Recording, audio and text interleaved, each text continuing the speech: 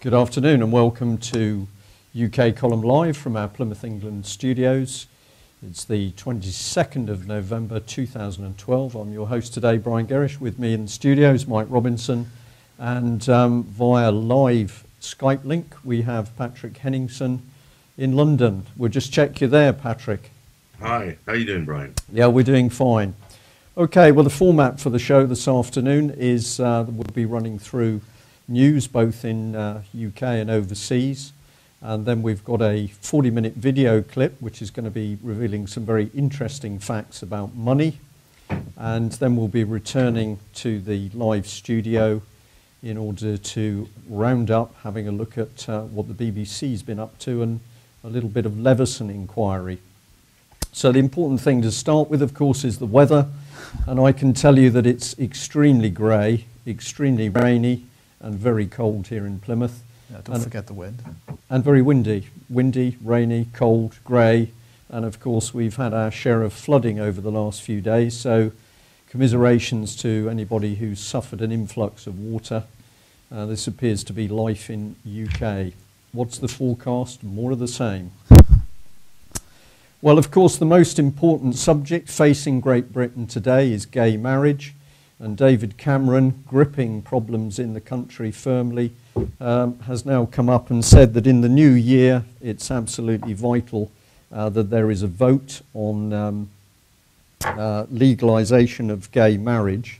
The Independent here has picked up on this story, and it says that the Prime Minister is to take on his right-wing Tory critics over the issue, and with the backing of his Liberal Democrat Deputy Nick Clegg will introduce the contentious legislation within months.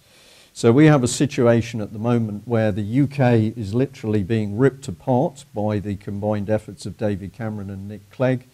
We have thousands and thousands of people out of jobs. We can't feed some people. We can't run care homes. We can't run the NHS. We can't run the armed forces. But the most important thing on Mr. Cameron's books is that gay people can get married. It's extraordinary. I think somebody's got the priorities wrong. Absolutely. But there's got to be a reason for it. How can you justify going for a subject like this when all these other incredibly serious matters are actually happening? Why is he focusing on gay marriage? You don't know. I don't know. What do you think, Patrick? I've got a rough idea of why David Cameron's jumped on this talking point this week, and it's a natural reaction. Central Planning in Downing Street has analyzed the PR landscape, and after the Philip Schofield gaffe in the gay community, from what I've read on blogs and so forth, Cameron got an immediately negative reaction from the gay vote, so to speak. And so by his gay witch hunt gaffe, gays felt that they were being dragged into a pedophile conversation. So again, what Cameron's PR team has done is saw the drop in the polls and the focus groups and on the chatter, and said we need to really address this issue. We need to say something, make a statement about gay marriage. And that's exactly what it's done. It's the most thin veneer of public relations management you can imagine in Downing Street. And that's clearly all this is. It's just a ploy to sort of pacify the gay vote, which was very anti-Cameron a couple weeks ago when he did his Philip Schofield or Schofield's List incident. Well, but just explain a little bit more to me, Patrick, because one of the things that puzzles me, I'm talking personally here, is that we've got a Prime Minister who is now frightened about the reaction from the gays in this country.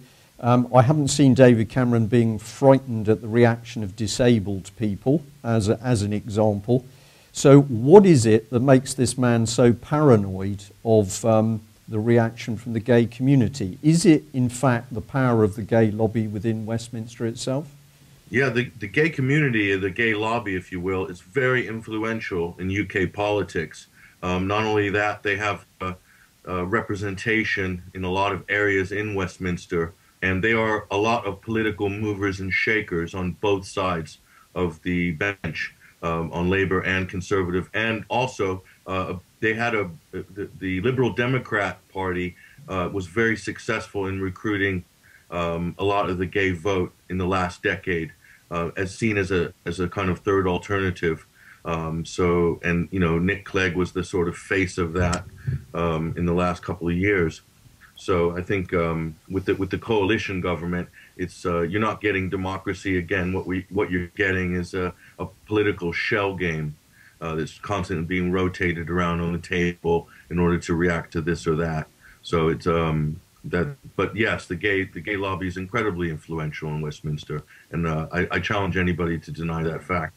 Yeah, well, one of the things that I think, this is a very delicate issue with some people, but I think that it's one that we need to talk about, is that it's being suggested in some quarters that the gay community are actually being used under a political agenda at the moment. So we've had the promotion of gays in general. We've had a normalising of relations, I'll put it that way, within the community. But actually what's really going on behind the scenes is that the gay network is actually being used for political purposes and also for political control purposes. Do you think that's a bit far-fetched, or do you think it's got some substance to it? I think it could have some substance to it. I mean, just for the sheer fact that the gay lobby and the gay political operators in Westminster are incredibly skillful and incredibly active, and will work completely to all ends to achieve any sort of political leverage within both sides of the government, and very committed. Let's face it, they are committed, and they're going to get results one way or another. But the big issue throughout the last sort of 40 years in politics is that there have been a lot of incidences throughout recent history where politicians were threatened to be outed. Certainly, Peter Mandelson's name was put in that category a couple of times during his political career, and that's incredible, powerful leverage in Westminster. It's just about the gold standard as far as dirty information goes, and as far as threats and blackmail goes. And obviously, above outing a closet homosexual in government, threatening them politically, will be threatening someone who might have connections to organized pedophilia. They're more able to be controlled than that. So, yeah, it's very dirty business in politics. Right. It is incredible, isn't it, really, that we've got a government at the moment that when there is a debate in the House of Commons on child abuse, the Commons is empty. Well, out of 600 odd MPs, there's only 10 people present there. So we see total and utter disinterest from our MPs when they have the opportunity to sit down and properly debate what has been happening with children, the abuse of children. You see an empty chamber, as Mike here has pointed out on numerous occasions. It contrasts with Prime Minister's questions, where we've got a packed house and men and women behaving actually like children. It's an extraordinary situation. We can talk about gays, we can promote gay marriage, but we can't talk about the safety of children. It's almost like our government at the moment's got a split personality. Mm. Yeah. The other thing I just mentioned here is, of course, the Holly Gregg abuse case with the terrible abuse of Down syndrome girl Holly Gregg, which has, of course, also received virtually no support from any MPs or Parliament. A couple of MPs are doing some good work in the background. But Robert Greene, who's been an absolutely seasoned campaigner for justice for Holly Gregg, received a very warm letter from, well, I understand he received a very warm letter from Peter Tatchell the other day, because, of course, Robert Greene pointed out that what the campaign was about was bringing paedophiles to justice, and he'd picked up on the fact that David Cameron, of course, had made this massive gaffe by trying to suggest that it was a problem with gays. And the last point I think I'd just like to make, with an eye on the clock, is the fact that it's very interesting. We're now slowly but surely starting to see the word heteronormativity creeping into government documentation and documentation of quangos. And this, of course, is moving us towards the suggestion that to be heterosexual is not normal. I don't know whether you're aware of that little expression, Patrick, but I think to me it suggests that we've got a massive, further massive attack on the normal family unit coming up by the government and its agents. Yeah, this is certainly a program that has been fostered through UK state schools, primary schools, secondary schools, through sex education. There's plenty of evidence to support that. Yeah. That you presented on this show, and the stuff is coming out on a daily basis. So, and again, we see the promotion of alternative lifestyles on, especially on the state-sponsored or the state broadcaster, the BBC, and elsewhere, showing really educating kids on alternative lifestyles. But the question for the community at large is, are these things that we need to educate or promote? Because there's a fine line between education and promotion. And is it something that needs to be promoted to a 6, 7, 8-year-old? Should they be given, or 9, 10, 11-year-olds should be given explicit details about how, various sexual relationships work on a technical basis? So as a parent, and as many parents out there, we might sort of question that. Yeah, absolutely. Well, we'll watch with great interest. Now, of course, the man at the top of all this controversy, and the man with the country at his fingertips, of course, is David Cameron. And we just wanted to flag up here that and remind people that, of course, in all the press furore at the moment over common purpose, the work of the Media Standards Trust and the Hacked Off campaign to manipulate the Leveson inquiry, it isn't simply common purpose is not simply a left-wing phenomena, and we need to remind ourselves that David Cameron is absolutely promoting the common purpose agenda. He was doing that quite openly just over a year ago when he was out in India, but the UK column would like to stress that Cameron has dirty hands, and if we actually have a look at some of the dirt on his hand, I think it's a useful reminder. We know that he's very good at working on wars, and we're going to be having a little more of a look at what's happening around Syria and Iran, I know, later in the programme. Of course, this man is a prime deceiver. He's deceived the nation over Europe. He's deceiving the nation over the possibility of a referendum and pulling out. So he calls himself a Eurosceptic, but quite clearly he's a total Europhile. National press have been talking about this man lying, and I think it's an interesting situation where we have a Prime Minister that's prepared to lie to the country. And of course, ultimately, where does that take us? It goes into treason. And I think Mike's going to be touching a little bit later on the EU budget. And of course, we're still putting money over into that organisation with no full accounts. So that will be quite interesting. I think Cameron's going to come under pressure next year as things are exposed. What's your thought on his prospects for 2013, Patrick? David Cameron's a really interesting character right now on the sort of Tory landscape. Look, the Tory party didn't win the last general election. They're only in power because of a coalition, and that's an important thing that I think people end up forgetting in our weird media world of crazy reality. It's a very flimsy coalition, and what they've done as well is they've totally eviscerated the grassroots support base of the Liberal Democrat Party. Their membership's dropping by the day. They're finished, basically. So when this coalition is done, so will be the Liberal Democrat Party. Now, David Cameron was really interesting because when the Common Purpose expose came out last week in the Daily Mail, incredibly detailed, fine job on behalf of the Daily Mail. But I did see that talking point that Common Purpose was the left wing's answer to the old boys network, and it's important for all of our listeners and viewers to understand that it's not a left-wing organization. The left tends to work through subversion through organizations like this, but it's a pincer movement by the establishment from the left, and the other sort of flanking or pincer movement is coming in from the right will be in the form of the legal system or the judiciary. Look at the McLibel, we're going to call it McLibel scandal.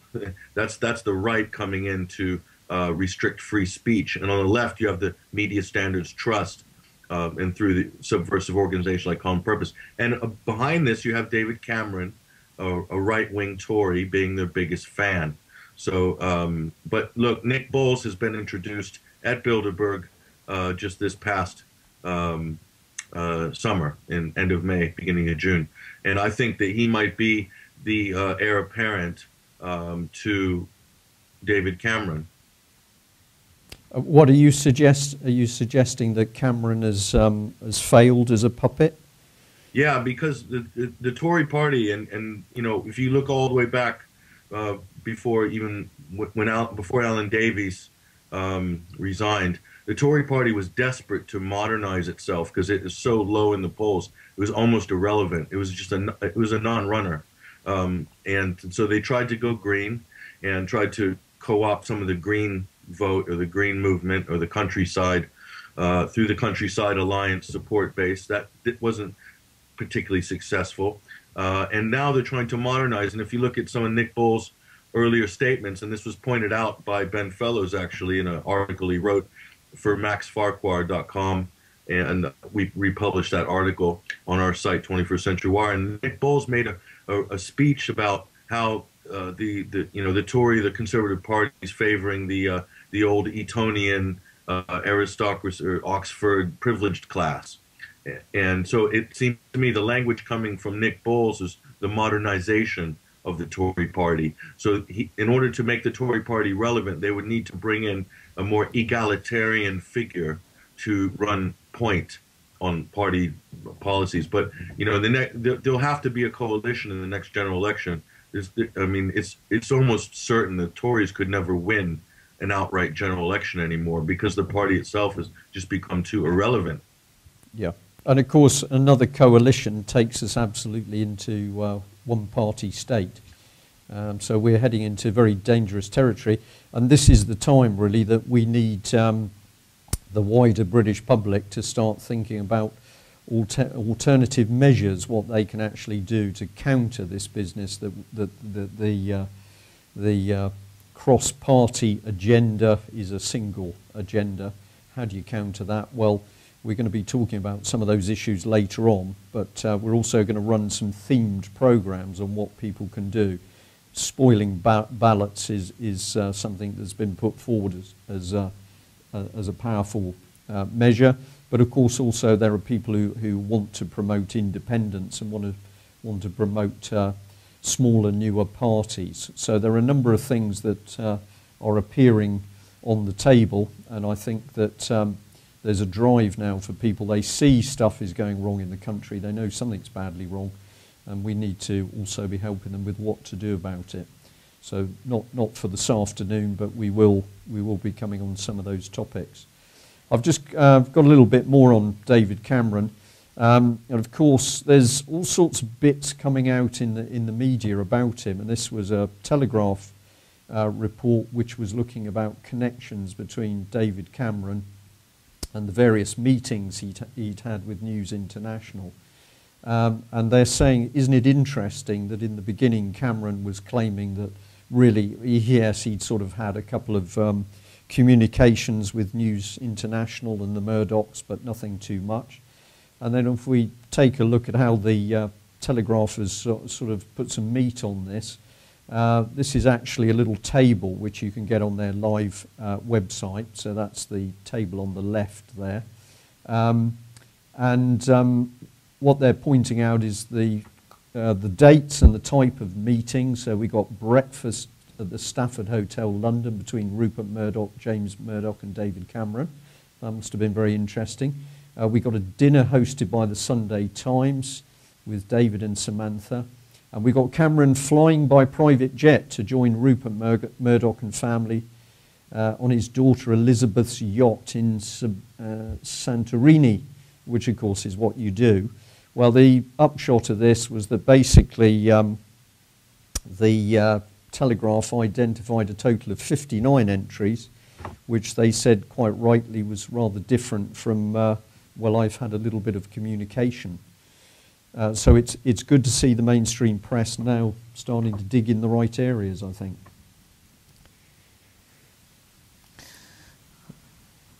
Don't think we've got stunning anything. Silence on that.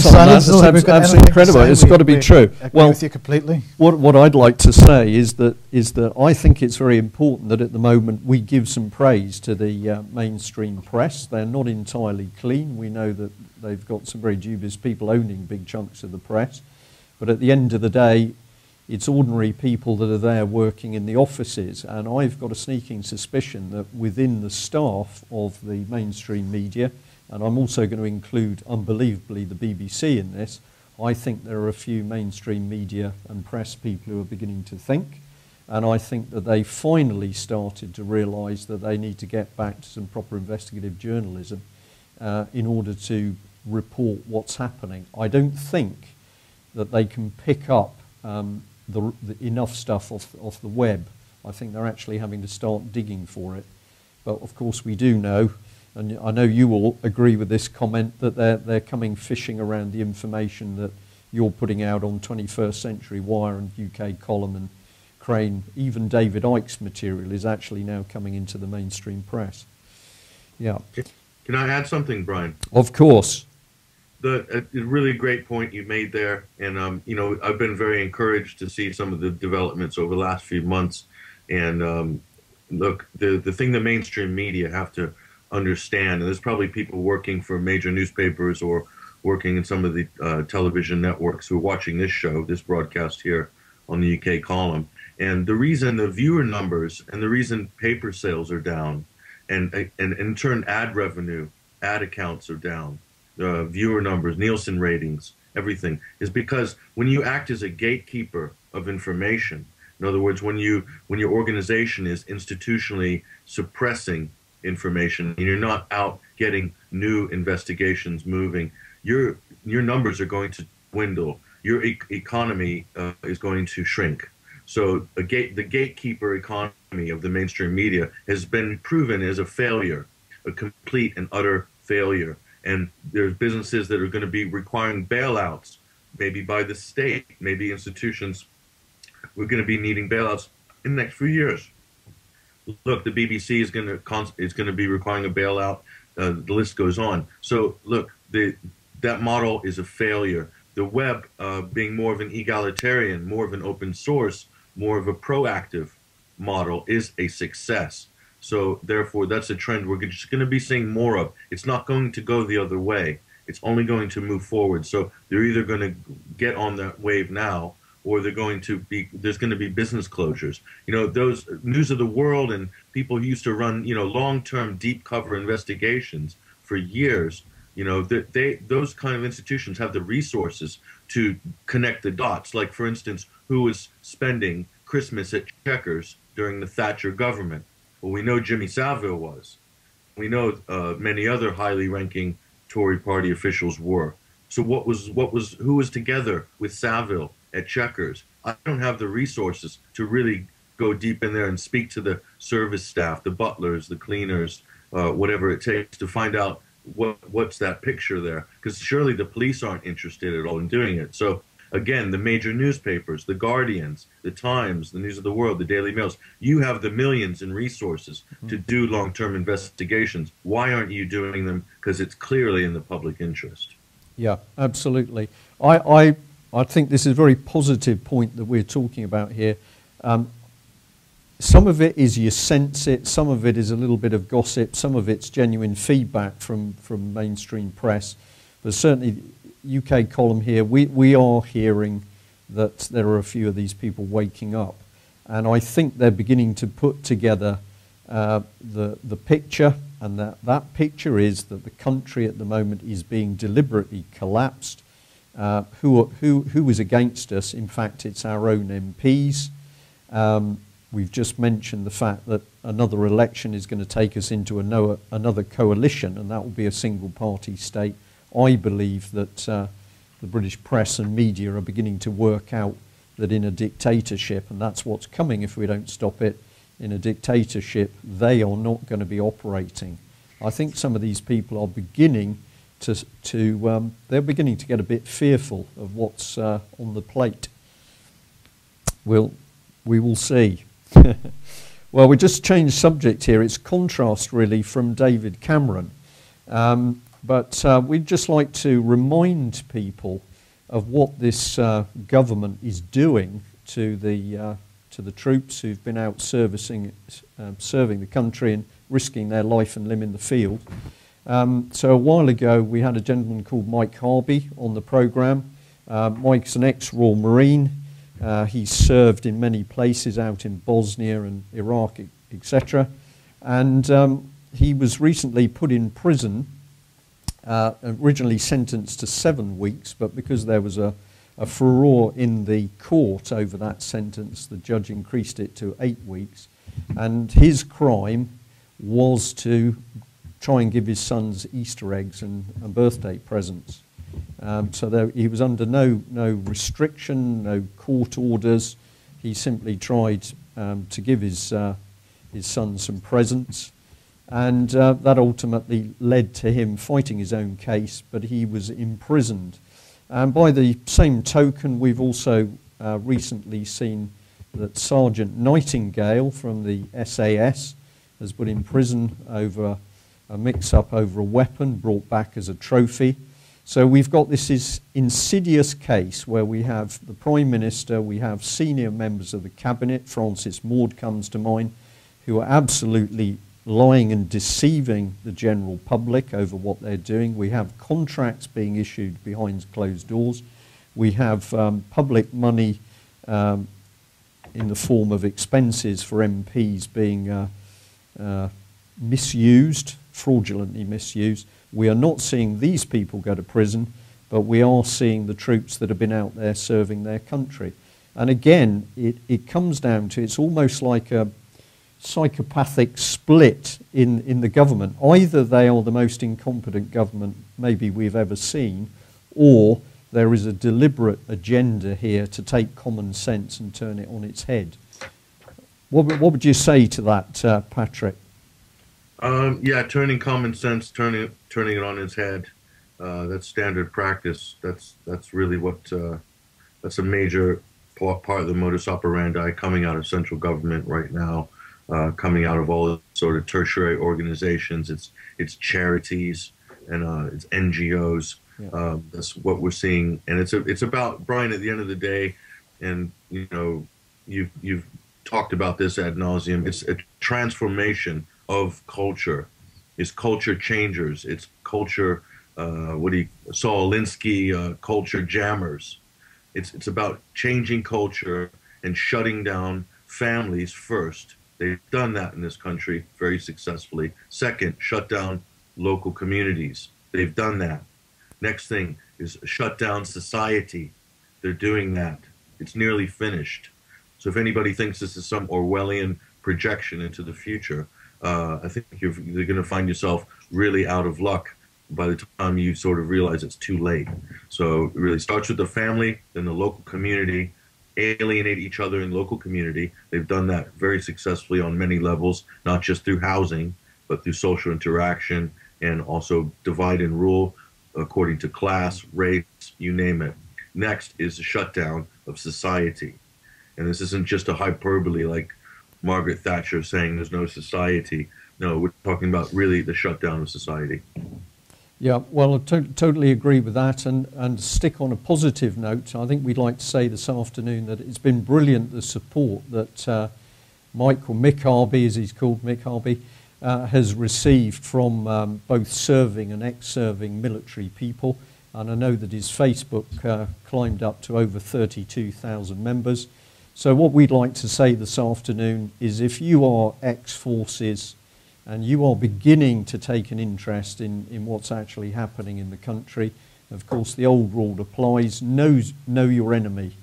It's absolutely vital that if you're out there and you want to do something about what's happening in UK, you need to understand what's being done, how it's being done, and who's doing it. And then armed with that information, we can really start to look at how we deal with these despicable people who are actually ripping our society apart. But I've got to say, as an ex-serving person myself, that I'm afraid it's not good enough to say that you're now retired and you're playing a round of golf every couple of days. We need you to get off your backsides and start to defend your country.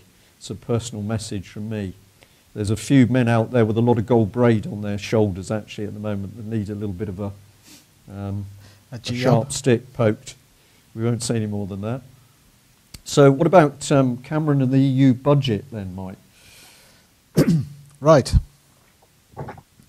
So, well, the first thing to say about this is just to remind everybody of the article that we mentioned yesterday that was in the Telegraph that described Cameron as agreeing to a larger UK contribution to the EU budget. So as we know, they're all meeting at the moment to discuss the budget for the 2014 to 2020 period, 6 years. And that budget's going to be in the region of €1 trillion. And Cameron is notionally pretending that he wants to see that figure reduced. But whether that figure is reduced or not, Britain's share of the overall budget, whatever that budget turns out to be at the end, will increase. Yeah, basically this man is continuing to lie and deceive the country. I've got to use this language because it seems to me this is what the man is doing. He says that, well, no, I'm going there to actually see what I can do to reduce the contribution, to stop this nonsense. And then what happens, he comes away and he's really agreed to all the same thing again. Well, indeed. So let's have a look at what the budget actually is. As I said, it's just short of it's 973 billion euros is what's on the table at the moment, just short of €1 trillion. That's a huge amount of money, considering that people are suffering in Greece, Spain in particular. And I just wanted to go through the sort of main areas. So what have we got here? We've got 300 billion or so on what's called cohesion, and this means funding for other countries and regions that are economically lagging behind other member states. This includes the European Social Fund. So this seems to be a 300 billion euro pot, which is taken away from the sort of wealthier countries and given to the apparently poorer countries, particularly in Eastern Europe, obviously. And this seems to be a form of normalisation. Well, I was itching to get in there because this cohesion, and you've used the word normalisation, I'll come back to that, but watching the way that EU funding was used effectively to buy areas of Britain, and of course what it did is where an EU funding pot was put in front of people, you saw local councils, authorities, county councils becoming desperate to actually get their hands on this money. To the extent that they would write huge bids, which would buy up a vast amount of time from local officials who could be doing better things. And of course, the moment people start to feed off European money, then the European Union actually already has its tentacles into the local fabric of government. And we've seen this in the West Country, the southwest part of England. We've seen this in particular with Cornwall, where absolutely desperate to get their hands on European funding pots. So instead of building a proper, stable local economy, getting local businesses working, doing everything to facilitate ordinary people creating an economy for themselves, what this funding actually does is produce a dependency on the European Union. It's a sort of social payout on a European-wide scale. A bribe? A bribe, yeah. And you've used the term normalisation, and I think this is absolutely spot on. In this context, normalisation, as far as the European Union is concerned, is we will be normalised once everybody is fully locked into the European Union. This actually is the Marxist, the communitarian definition of normalisation. When we have succumbed to their form of government, we will be normalised. And this, I agree totally, is a 309 billion euro propaganda pot, really. Right, so next we have competitiveness and growth, which is 152 billion. So that's the purple slice for those right. who've got good colour definition. Yeah, so this is research and development, apparently, promoting sustainable energy, windmills, and tries to improve training, they say. That includes 6 billion euros for the Galileo satellite navigation system, 5 billion for a global environment and security monitoring system, 2.7 billion for the ITER nuclear fusion project, and some money for overseas development, of course, and we all know what that is. So that's that pot, and then we've got next the green section, which is 270 billion. That's common agricultural policy, which is all about destroying agriculture in Britain and supporting overseas, in particular France. I would say there's money going to farmers in France. That's true. Right. But what's it going for? It's going for setting aside. It's not actually promoting the agriculture. It's supporting farmers doing nothing, and farmers planting crops in order to get the grant money on those crops instead of what we need to feed ourselves. Right. So it's fair to say that a lot more money goes to the French farmers than anybody else. But the fact of the underlying point is that it's still destructive to European agriculture as a whole, I would say. The next section then, a mere 60 billion euros goes on administration. So that's EU institutions and pensions for former EU staff. Well, there's the Kinnocks, of course. They probably take up quite a huge chunk of that. Yes, and Leon Britton and other people of that ilk. Then we've got the next section, which is 65 billion, which is EU as a global player. That's the dark red, purple type colour. Yeah. So this includes providing development aid to non-EU countries and assisting countries that want to join. Right. Do you think this would also include the setting up of European embassies, EU embassies? Probably, yes. Absolutely, yes. Then we seem to have the smallest section, which under present propaganda is a bit surprising, actually, because it's a mere 18 billion euros being spent on security and citizenship. So this includes fighting terrorism, dealing with refugees, and helping students study in other member states. Yeah. Well, you can do a lot with 18 billion, and of course we know that the surveillance systems which are going in, of which of course UK is top of the list in CCTV cameras and the rest of it, we are being watched very closely. I think there's a bit of a clue to this from Napoleon, isn't there? Because he said that if England falls, if you can get control of England, the rest of Europe falls like a ripe plum. So I think the plan is that we are to be turned into the police state first of all, and after that they can do what they like with the rest of the Europeans. So maybe Napoleon had it right after all. Yep. And then finally we've got a 94 billion euro slice, which is rural development and fisheries. And this is to diversify economic activities in rural areas and given to environmental projects and support for fishing communities. Right. Well, I understand that at the moment there's quite a lot of debate over the fisheries policy, and having recognised that the European fisheries policy has wrecked fishing in the prime waters around UK, there's now a policy to give priority to the catches of smaller boats, which are essentially the inshore fishery vessels. You would imagine that would mean landings could be normal, sort of relatively normal, small boats fishing at sea, bringing their catches into local markets. But I understand from talking to some of the people who are involved with the current discussions that actually that won't be the case, because you're still going to see massive control over the landings and in fact the selling on of the fish. So don't imagine you're going to be eating some nice cod caught locally, because the bulk of it is going to be swallowed up in other commercial agreements. Is it my imagination? Has BBC actually broken down any of this stuff on the EU budget? Sorry. Yeah, well, Mike. yes, they have. They have. They have. They have. But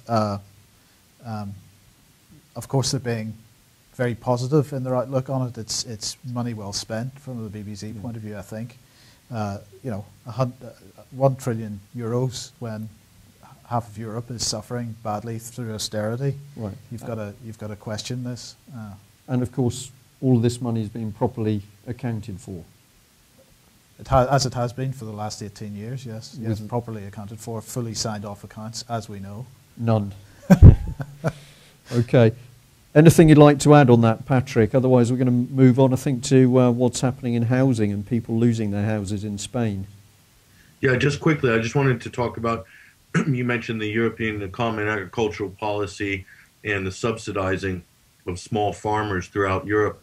This is how the EU was able to achieve a sort of consensus or a mandate in the heartland. We're talking about countries that in the 80s were really struggling economically, like, for instance, Ireland, Republic of Ireland is a good example. A lot of small land holdings there, a lot of small farmers, dairy farmers, livestock, etc. The EU was able to buy out at a very cheap price to buy off the support of the heartland in countries like Ireland, like Portugal, like Spain, like Greece, through this very cheap policy of subsidizing, and also through other aspects of the common agricultural policy. But what it's done is whenever you have the state intervening in a market, or the state intervening heavily into an economy, it distorts the value of everything and distorts the price of everything. And effectively what it does, it destroys all market principles overnight. And it's a cheap way of buying patronage. And so, the worst thing you would want to have in England, Wales, or Ireland would be a heartland revolt against the EU. And they've bought them off a long time ago, to the point now where it's almost too late. Yeah, well, I'll just add to that. I totally agree with what you're saying. I was quite shocked when I discovered, as an example, that Plymouth City Council was operating a European office. And of course, this wasn't just Plymouth. This was happening with other cities across UK. So what the European Union was doing, largely via the funding pot, but of course drawing people in. You had a better chance of getting an allocation of EU money, of course, if you had people on the doorstep talking to them. So the focus was taken away from national government as the source of governance and, of course, money, and people's attention began to be focused more and more on the European Union. And then, of course, the subtlety has been that in order to win these European funding pots, people have to submit bids in which, of course, they try their best to tick all the boxes of what the European Union wants in the first place with regard to economy, integration, cohesion, diversity, etc. So the EU political agenda has been floated in on top of the money, which is really bribery. That's my opinion, anyway. Brian, just quickly, integration and cohesion is another word for collectivism. And really the future of Europe is a collectivist state with a fascist upper level, which is selected corporations that deal on economies of scale, and they're the only ones who can afford the red tape and the bureaucracy to operate. But really, cohesion and all these things, these terms that you've just mentioned, are another word for collectivism. And collectivism is essentially communism, but with a corporate upper structure.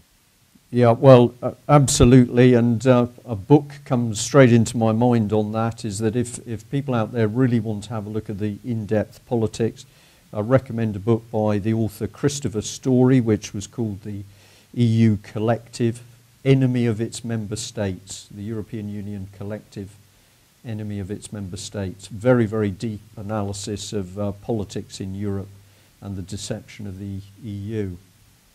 What's happening in Spain? So, as we've just pointed out, the EU budget is generally being used to promote the EU agenda. Yeah. And as we've said, people are suffering, continuing to suffer. We reported on this a week or two ago, the number of people that are committing suicide in Spain as a result of evictions. Yeah. And if in the last report, it was claimed that Prime Minister Rajoy was going to do something was going to legislate against evictions. In fact, that doesn't seem to have taken place. Evictions are continuing and the suicides are continuing.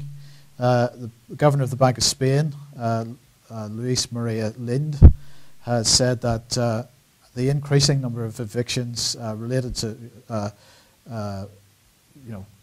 the inability of people to pay their mortgages should be combated through what's called social initiatives.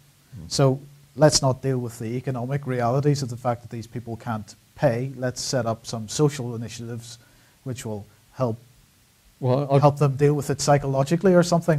I'm not quite sure exactly what the plan is. I'll make a suggestion here as to what those social initiatives are going to be, and they are going to be the Spanish equivalent of housing associations. So instead of people owning their houses, you're going to see more property transferred into totally unaccountable housing associations, who then set the rules as to what you can and cannot do in order to live in one of their properties. Okay, well, according to this RT article, it's now the number of people that have committed suicide is now up around the 100 mark. Right. There have been protests over this, and the people protesting are now. Their language has been quite forceful in the past, but they're now basically saying this is not suicide, this is homicide. They're saying they get the money and we get dead, basically. Yes. And they're just really demanding an end to what they're calling the financial terrorism, and indeed it is absolutely financial terrorism. Right, so perhaps we can say to the audience today, if anybody's got any relatives or connections with Spain, we would be very interested to get some first-hand reporting of what's happening. And I think it's up to all decent people in this country to be showing support and solidarity with the Spanish people, because the regime that's causing the problem is the same for them as in UK. Have you got any friends or family in Spain, Patrick? Yeah, actually I discovered some really interesting stuff. Listen, the sort of pirate economy, if you will, the financier economy, has more or less finished feeding on most of what's left of the sort of Spanish property owner through their housing bubble.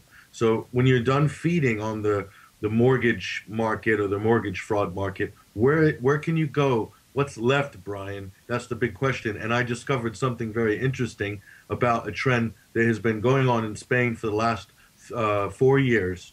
So that now they're feeding on the rental market.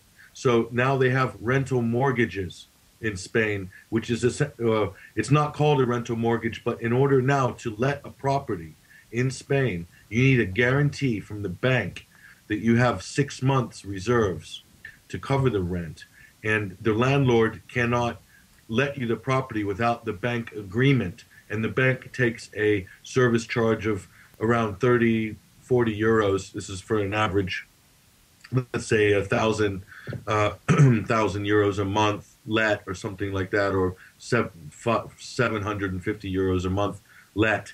They'll take that service charge. So you cannot rent a property in Spain now, not in most places, without the bank kind of renter mortgage, let's say, or agreement.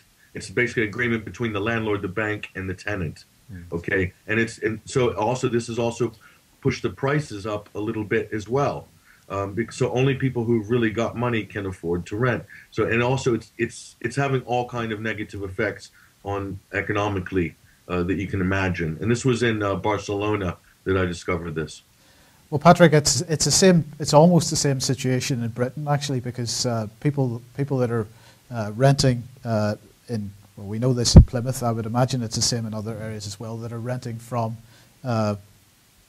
estate agents, through a rental agent of some kind, are now having to do full credit checks. They're having to declare their income. They're having to provide evidence of income, and it's certainly becoming a lot more stringent now who can rent in the private sector in this country, and people are being pushed ever more towards housing associations and councils. Yeah, we can also add on that.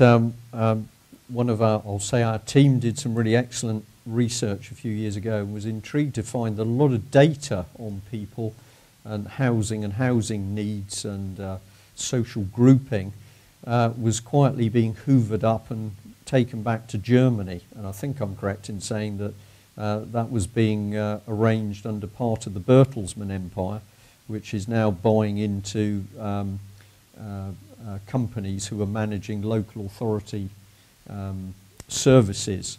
So a rather suspicious collection of data going on at the same time as we're seeing control of housing being taken away from people and put in the hands of the state.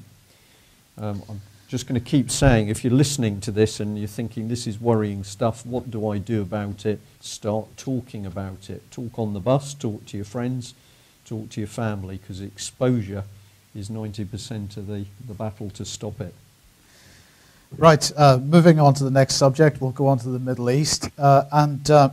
Just before we show the next article, Patrick, if you're there. Yeah. Yesterday we showed a slide with, obviously Hillary Clinton has been in Israel allegedly helping broker this new peace deal between Israel and Hamas. But we know that she is about to leave her post as Secretary of State to be replaced with, apparently it seems like it's going to be Susan Rice. So have you got any comments about Susan Rice and what Hillary was actually doing in Israel? Yeah. The news will report this as there's been conflict between Israel and its Palestinian prisoners, occupied territories. And that Hillary Clinton has just parachuted in and saved the day with a ceasefire agreement. That's how the staged media announcement looks. And what Hillary is essentially doing is she's beginning, obviously, her campaign for the U.S. presidency in 2016. And what she's also doing is Israel is playing a long-term bet for Clinton.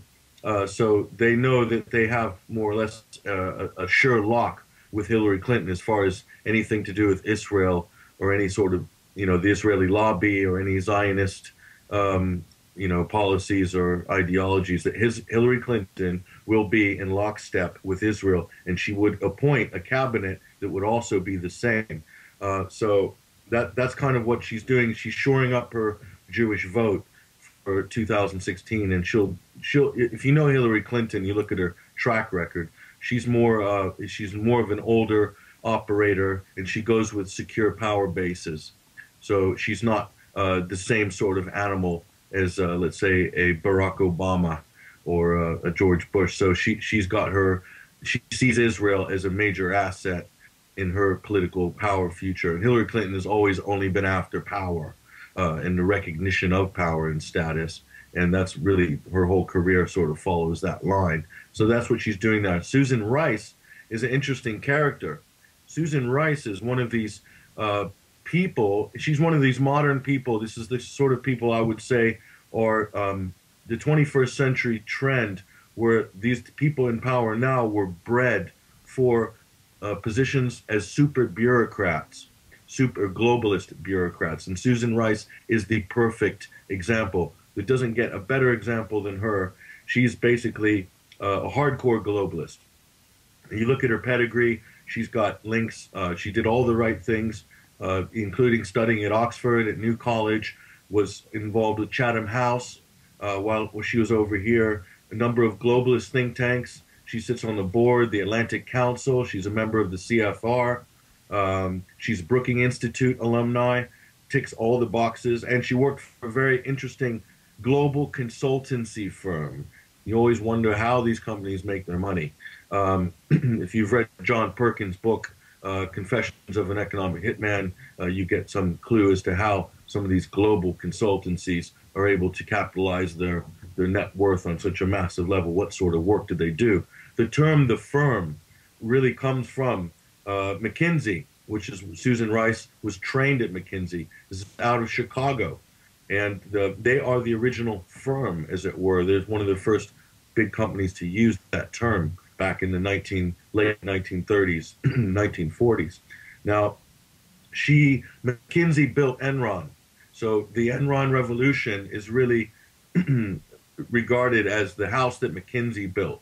So again, this is what Susan Rice is coming out of. And you have characters like Rajat Gupta, who is on the Gates Foundation board, who is Goldman Sachs, and he's on the board at McKinsey. So these sort of characters. You have guys like David Bennett, who was Tony Blair's policy advisor.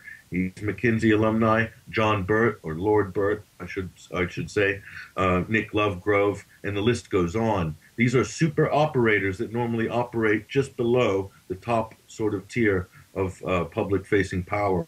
And Rice is married to an ABC News producer, Ian Cameron. She's a classic insider, and she's, she'll basically do what she's told if she's Secretary of State. If you look at her performance as the United States ambassador to the United Nations, she's more or less a African-American female version of John Bolton.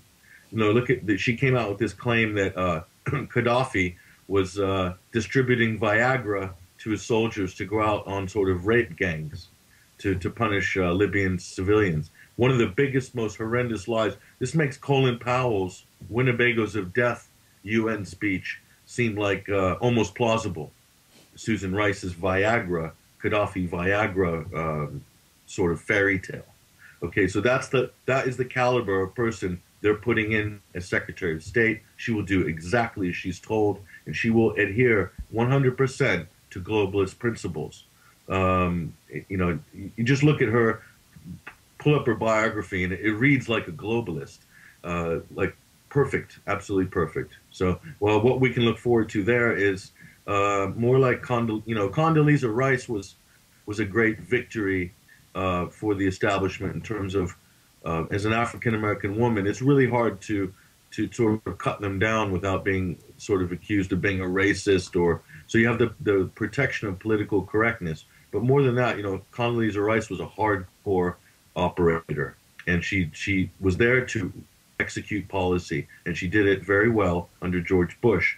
Susan Rice, no relation, coincidentally, to Condoleezza Rice, is a hardcore globalist operator, and she will execute policy.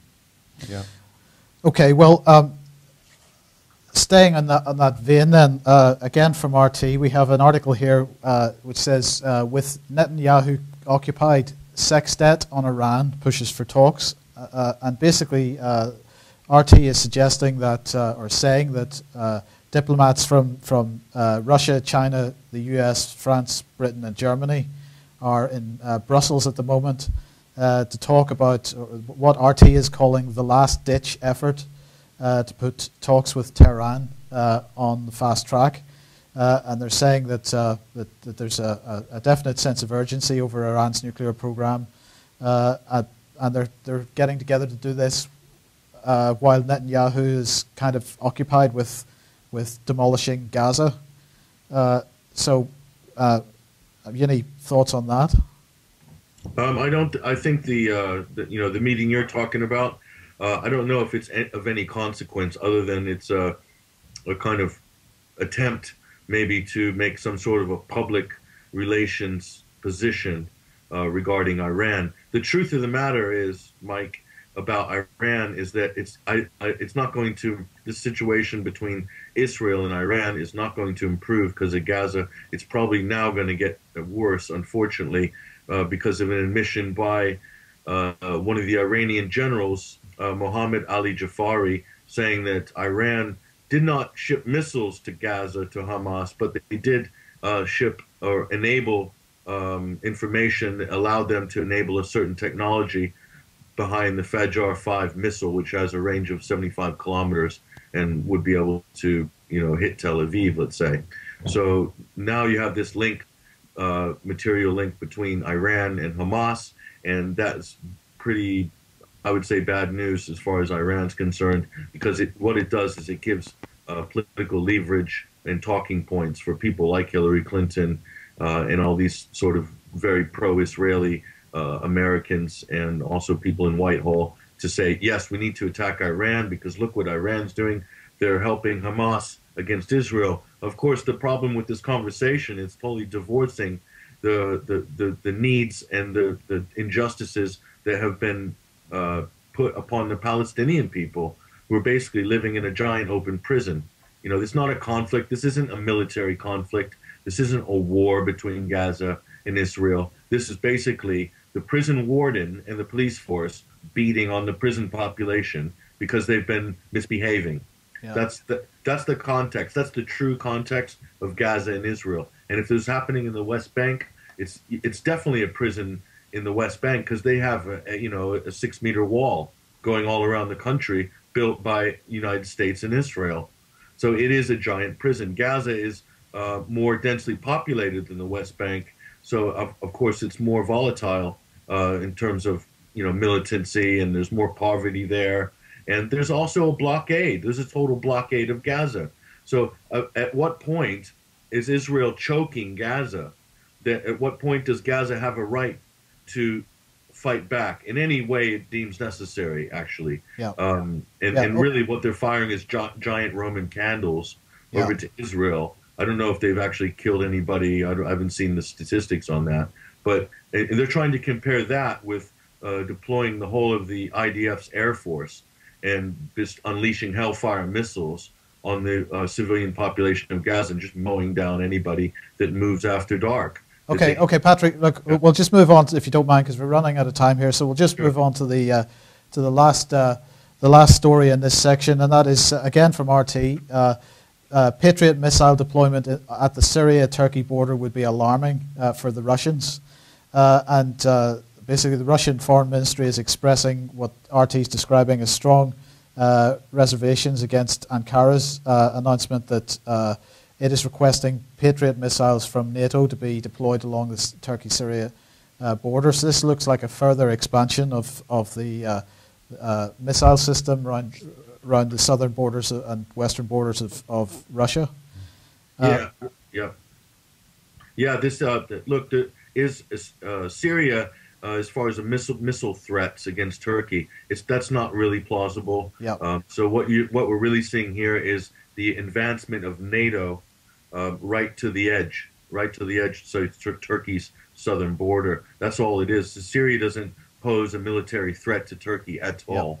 They're not even in the same league. Okay, but what we do have is an interesting reconfiguration of the geopolitical scene in the region, where you have the Prime Minister of Turkey, Erdogan, making very sort of aggressive remarks against Benjamin Netanyahu in Israel. And so you have a weird situation where actually natural allies in this situation might be perhaps Israel and Syria in a very strange way, are actually natural allies as far as stability goes.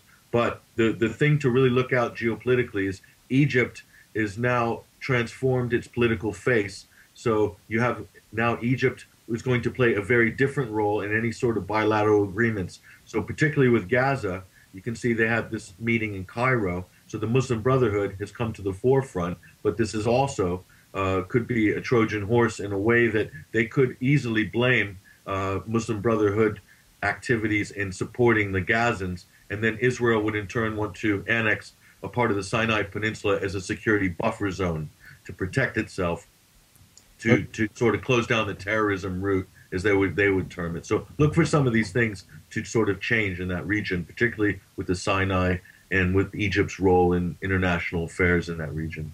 Okay, well, thank you very much for that, Patrick. You're going to stay with us. We're just going to change now to some very interesting information which came out of an interview we did a little while ago with a gentleman called Justin Walker. And this is starting to focus on the whole issue of finance. Where does money come from? And what is clearly coming out of the discussion with Justin is that we are not being told the truth about the World Financial Organization, or indeed the fact that these huge debts are real. Okay. So 40 minutes for those of you who are watching the clock. Justin. Hello, Brian. Welcome to the UK Column Live studio. Yep, very impressed I am, very impressed. Absolutely. And you're here today to talk to us about the Greenback Pound. Yep. We're just going to bring up on screen a Greenback dollar so that we get the idea. We'll be coming back to this in a moment. Yep. You'll be telling us about this. But essentially, we're going to have a look at money supply in UK. That's right. And we're going to see We're going to have a look at what the truth is, what the government are talking to us about, Yep. and what really we can do in order to take back control of our money system. Yeah. First of all, let's talk a little bit about you. Now, you're an ex-territorial army man. Yes. I'm just going to put up a little bit of an advert for the territorial. Yes, well, I'm going to have to make a bit of a confession here that the brave lads in the TA today actually get blown up and killed. I think I suffered no more than a few severe hangovers. Right. We were very well trained. I was a reconnaissance regiment. I was commissioned for 10 years, thoroughly enjoyed it. And but I'm the first one to say that I had a very easy time compared to the How lads long today. did you spend? 10 years. 10 years. I did right. 10 years, yes. And we were a reconnaissance regiment, and it was very, very good. I mean, sometimes we were even trained by special forces because we were supposedly a sort of deep penetration reconnaissance regiment to go behind the lines to bog down, and a bit like the old long-range desert group of the last war. And in fact, it was interesting. The LRDG. Used to long-range desert group. They used to recruit from the yeomanry regiments, which is I was in the yeomanry regiment. Also, they used to recruit from New Zealanders and from the Guards. Right. And it was a weird combination that seemed to work very well. Okay. Now you're. I'm going to say this very nicely. You come across as a gentleman soldier, but actually you've been in some quite tough stuff, and I know that you've done a bit of épée. So well, yes, I did. Yes, I played around at pentathlon, but fencing and épée was my little penchant, and I did do a bit for my country. Not very well, I hasten to add, but I did enjoy it, and it's like a game of chess, and it does keep you fit. And the cunning that fencing, you have to develop a natural cunning, which I think is good for now tackling the politicians that we have to deal with. Right. Yeah, whether or not we should be armed with an épée when we do it, of course. Well, that might be no, well, quite right too. And you also got involved with the Green Party. Yes. We've got a little picture here of Caroline Lucas. Yes, my old adversary. Well, actually, we started off as being colleagues, but I have to say she's become a little bit of an adversary, unfortunately. I like her, but no, I was in the Green Party for 15 years, from when it virtually started. 1978 I joined, and I was elected onto party council for about 2/3 of the time I was in the party, and I was responsible for organising conferences and everything else. And that's where I met David Icke. We became good friends. We have a mutual interest in steam railways and stuff. And but when the Green Party, well, when David went his way, I looked at what he was saying, and I felt comfortable with a lot of what he was saying. The rest of the Green Party didn't, and I'm sad to say the Green Party has a tremendous amount of good stuff about local economies, looking after communities, a lot of stuff I still support. But unfortunately, they've allowed themselves to be taken in by what we term a New World Order, the global elite, and they persist in this ridiculous man-made global warming scam and everything else. So I suppose we've parted our ways, and plus the fact, if you're a political party, you're a box, you put yourself in a box, you can be controlled. And I'm opposed now to all political parties. I believe Parliament should be made up by independent people of goodwill, sound mind, wise, etc., etc. But yeah, the Green Party was a very useful part of my life. Well, and you learnt about how the system works. Yeah, exactly. So, now you've also been involved with the British Constitution Group. Yes. And what's your view at the moment on sort of what we're hearing? We're being told that there isn't a constitution. Well, that's ridiculous. I mean, obviously, since I joined the BCG, I've studied Magna Carta, Bill of Rights, etc. We've clearly got a constitution. I mean, the Americans modelled themselves on our constitution. So for those politicians now who are trying to claim we have no constitution, I would suggest that basically they're not telling the truth. No. And yeah, their time will come. Our time will come, I should say. Yeah, okay, right. Well, thank you very much for that bit of background. Now, you're from the north of the country. Yes, yes. Down here, I'd like to say down here in sunny Plymouth, but it's not too sunny today. No, we live up in the Yorkshire Dales. Well, actually, we live in a place which is part of the old West Riding, but we are served by the South Lakes District Council, and we are part of Cumbria, but we have a Lancashire postcode. Right. And I'll let your people work out where I am. It's one of those little puzzles, but we are on the corner of three counties, basically. Right. But we are technically in the Yorkshire Dales National Park, and it's lovely up there. Okay, right. Well, that's delightful. Okay, well, we'll come back to the idea of a greenback pound. I've got to use the dollar at the moment because we haven't got a greenback pound in place yet. But obviously, that's what you're campaigning for. So, just very simply, tell us, what is the idea of a greenback pound? Well, I better just start from the beginning. My late uncle was a director of the Bank of England, and when I was 17, going back to school down south, I was sharing a train with my uncle, having breakfast with him, and we were talking about steam railways and stuff. Again, I had an interest with him on that, and suddenly he cut off conversation. He said, "What are you going to do when you leave school?" And I said, "Well, I probably may go into the army, or I'll probably go into the family business." And he said, "Right, I'm going to give you 2 pieces of advice to take through life with you. First of all, never believe anything you read in the press, because we control it. And never, ever believe a politician when they say they can do something. They can't unless we say they can." Now, age 17, that went right over my head. I had no idea what he was talking about. But as David and other people started to alert us to the fact that there is a global elite with an agenda who have developed a system, and that system is basically putting the human race, 99% of us, onto a treadmill of mass consumption, mass consumerism, misery, debt, fear, and everything else, whilst the 1% rule the roost and basically enjoy a lifestyle which none of us can really imagine. Right.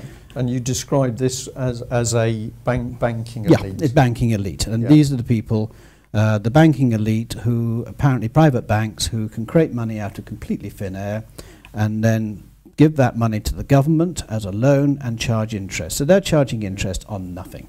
And we are now paying back in this country something between 44 and 50 billion pounds a year to meet the interest on this nothingness. Yeah. It's crazy, absolutely crazy. And so I started thinking, well, this can't have happened throughout history like this. So I started doing my own research, and I'd heard others. And somebody mentioned to me, "Have you not heard about Lincoln's greenback?" And I started to do some research on Lincoln's greenback. And I thought, well, here we are. Here's a politician who was advised by well-meaning people, honourable people. They said you can issue your own money based upon the wealth of the nation, or based upon the integrity of the politicians. Right, okay. We just call up on screen actually, because of course you produced this excellent article for the UK column. So just tell us a bit more about what this gentleman was doing. Well, Abraham Lincoln, as we all know, was caught up in the American Civil War, and essentially they realized, I mean, wars are expensive to fight, and they needed money. The US Treasury was running out of money. And so Abraham Lincoln thought, well, I'll have to go to the bankers, the Rothschilds and the likes. And the Rothschilds and the other private bankers, City of London, basically were going to offer him interest at something like 36%. I can't remember the exact. Something outrageous. Something outrageous. Suitably outrageous. And that was clearly not on. And then one of his close advisors said to him, well, there's absolutely nothing to stop you as a sovereign government from issuing your own money. Right. And that's how it came about. And it's called a greenback because on one side it was green, the other side it was sort of grey, and it was basically to stop forgeries. But of course, as soon as he issued it, I think they had it for about 2 years, and then of course Abraham Lincoln was assassinated.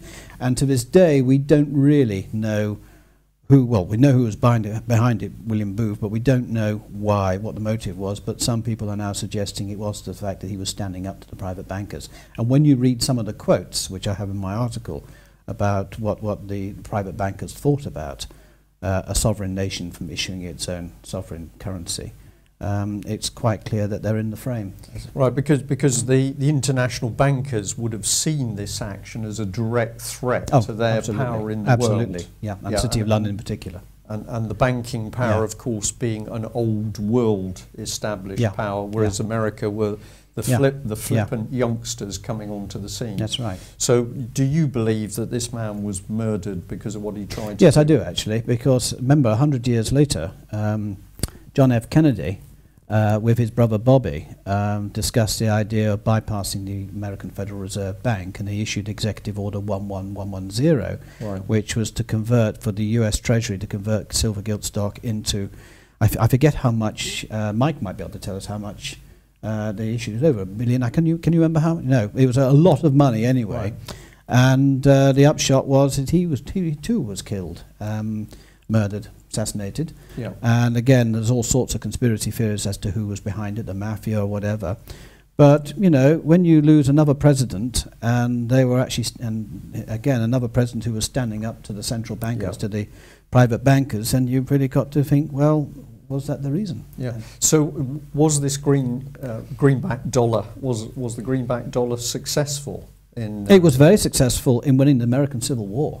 Right. But once the peace was won, the politicians then decided, once Lincoln was out of the way, to drop it. And Right. they were persuaded.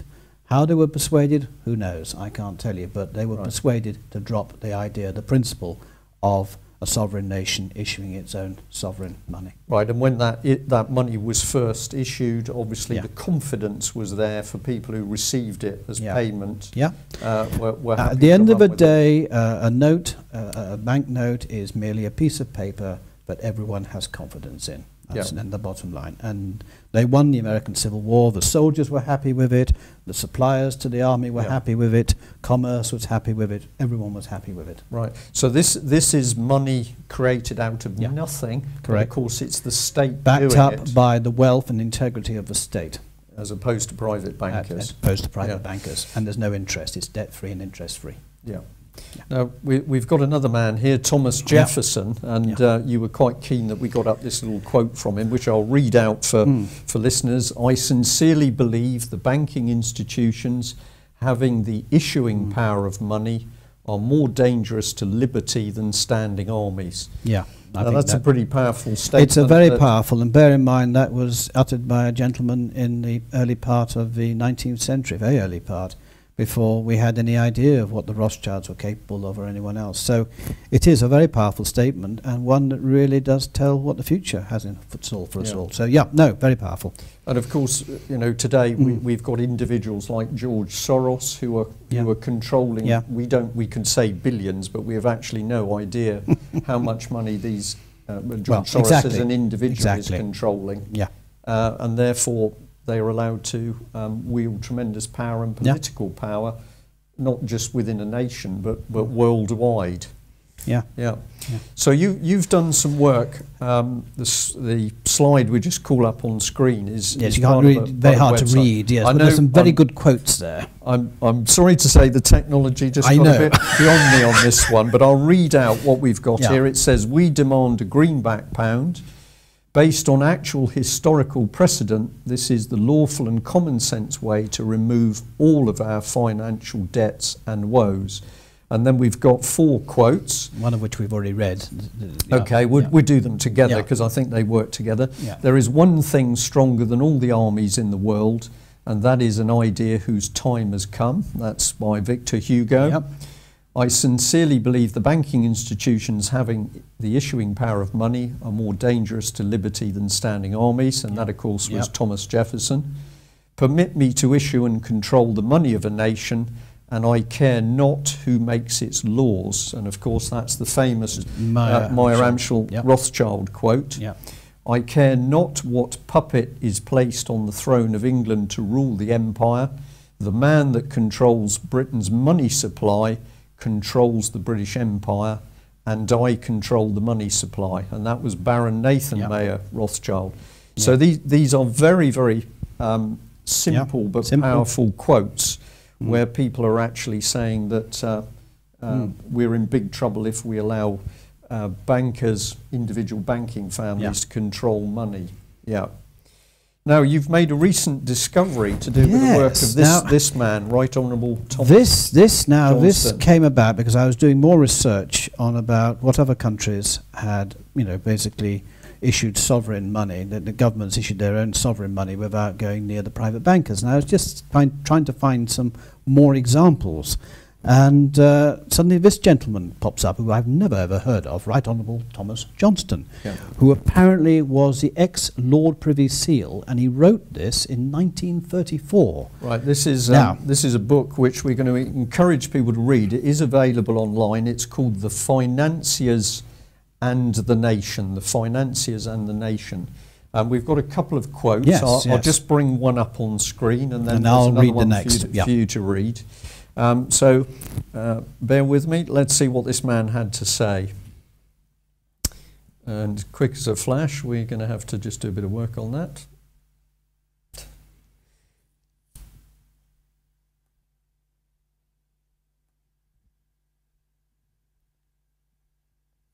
Okay. Private enterprise banking thus being on the verge of collapse, the government, Mr. Lloyd George at the time was Chancellor of the Exchequer, hurriedly declared a moratorium, i.e. it authorised the banks not to pay out, which in any event the banks could not do, and it extended the August bank holiday for another 3 days. During these 3 or 4 days, when the banks and stock exchanges were closed, the bankers held anxious negotiation with the Chancellor of the Exchequer, and one of them has placed upon record the fact that he, Mr. George, did everything that we asked him to do. When the banks reopened, the public discovered that instead of getting their money back in gold, they were paid in a new legal tender of Treasury notes, the £1 notes in black and the 10-shilling notes in red colours. This new currency had been issued by the state, was backed by the credit of the state, and was issued to the banks to prevent the banks from utter collapse. The public cheerfully accepted the new notes, and nobody talked about inflation.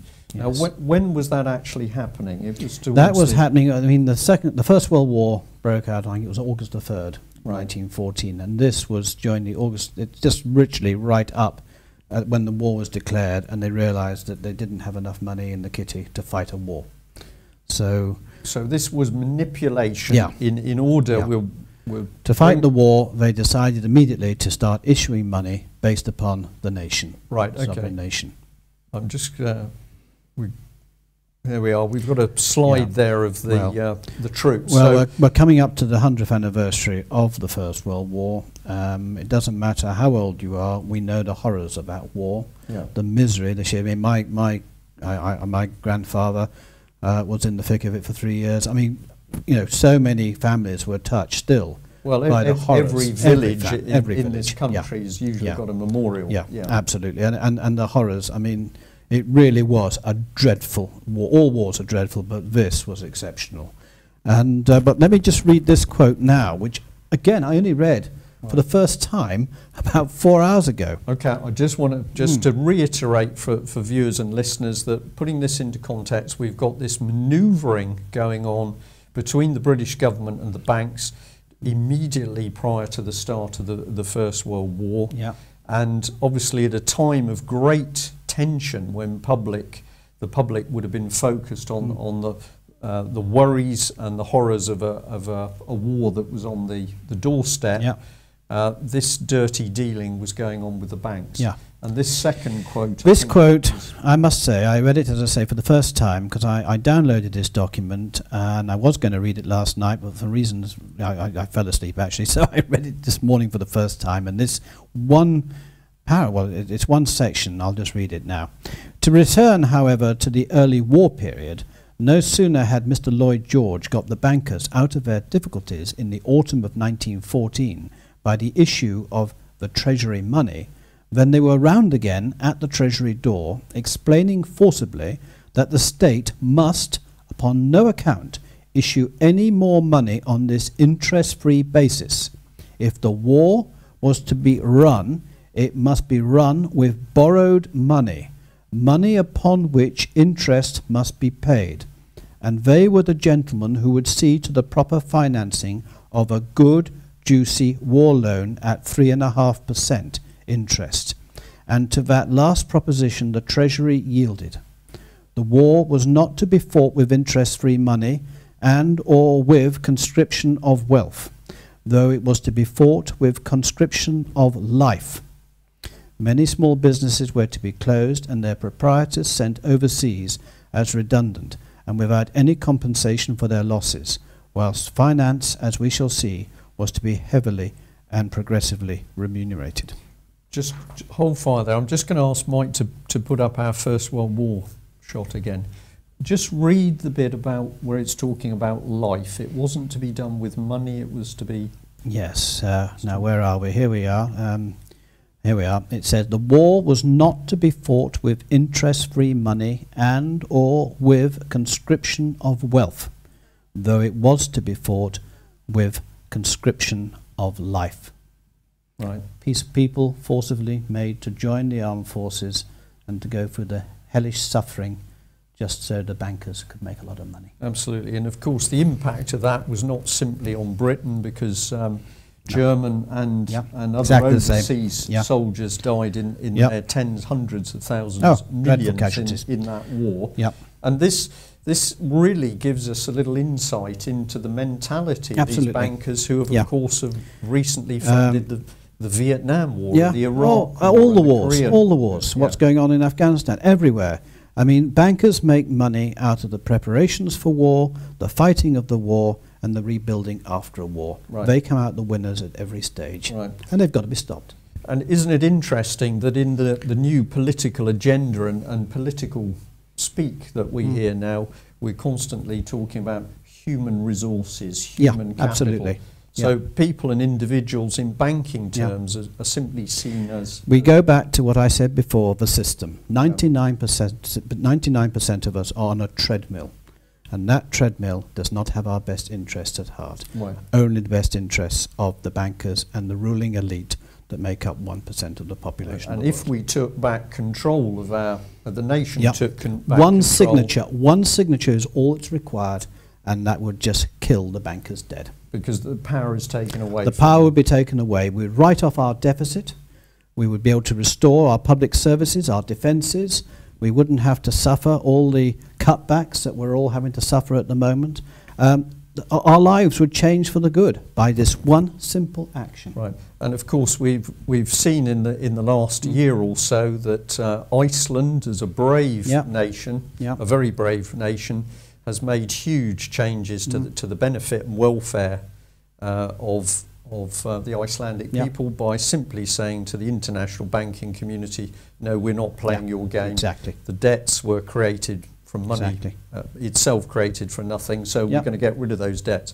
And of course the real story of Iceland and Iceland's refusal to play the international banking game have not been fully reported by the BBC or any of the other international Remember what media. my uncle said, never believe anything you read in the media or the press, because we control it. Right. And I think with what we're seeing with Jimmy Savile and all the rest of it, the media is controlled. That is absolutely the way it goes.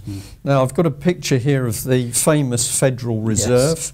We're not going to spend too much time on this, but of course people in America certainly believe that this is where the nation's wealth is stored. Well, up until about 2 years ago, I believed that the American Federal Reserve Bank was part of the American government, just like I thought the Bank of England was part of the British government, but it's not. It is effectively a privately owned corporation, and calling the shots for the Rothschilds, the Rockefellers, the Warburgs, and the other banking dynasties. Yeah, so little picture of the Bank of England here, and of course we know that the governor of the Bank of England speaking regularly as if he's got the benefit of the nation at stake, but really the decisions are simply being made to appease and that's all it is. The international banking community.